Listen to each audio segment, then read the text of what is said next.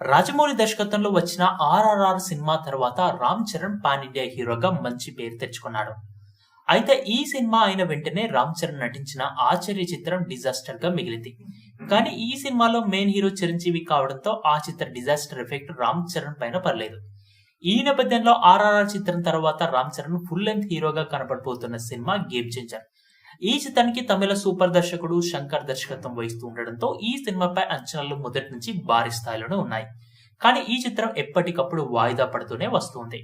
ఈ సినిమాలో రిలీజ్ ఎప్పుడు అవుతుందన్న సాంగ్ కూడా ఇప్పటి వరకు జరగండి అనే సాంగ్ రిలీజ్ కు నోచుకోలేదు.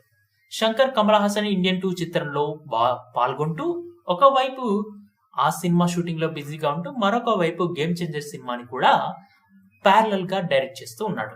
శంకర్ కమల్ హాసన్ ఇండియన్ 2 చిత్రం షూటింగ్ లో బిజీగా ఉండడం వల్ల గేమ్ చేంజర్ చిత్రాన్ని పెద్దగా పట్టించుకోవడం లేదని, అందుకే ఈ సినిమా ఆలస్యం అవుతుందనే వార్తలు వచ్చాయి. ఇందుకు తగ్గట్టుగానే ఈ చిత్రం దాదాపు 3 సంవత్సరాల పైన షూటింగ్ జరుగుతూనే ఉంది. ఈ నేపథ్యంలో ఈ సినిమా నుంచి ఏదైనా చిన్న అప్డేట్ వచ్చినా చాలు అనుకుంటున్నారు చరణ్ అభిమానులు. తాజాగా ఈ సినిమా గురించి కొన్ని ఇంట్రెస్టింగ్ వార్తలు బయటపెట్టారు dialogue writer Sai Madhav Borra.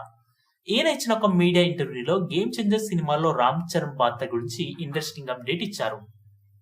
RRR cinema నుంచి ఈ మూవీకి పనిచేసిన ప్రతి ఒక్కరిని ఎలా పైకి తీసుకువచ్చిందో, ఎలా ఫేమ్ వచ్చిందో గేమ్ చేంజర్ సినిమా కూడా ఈ సినిమా యూనిట్ లోని ప్రతి ఒక్కరికి అంత పేరు తీసుకువస్తుంది. ఇక ఈ సినిమాలో రామ్ చరణ్ అనేక వేరియేషన్ లో కనిపించి ప్రేక్షకుల్ని మెప్పించబోతున్నారనే చెప్పుకుంటూ వచ్చారు.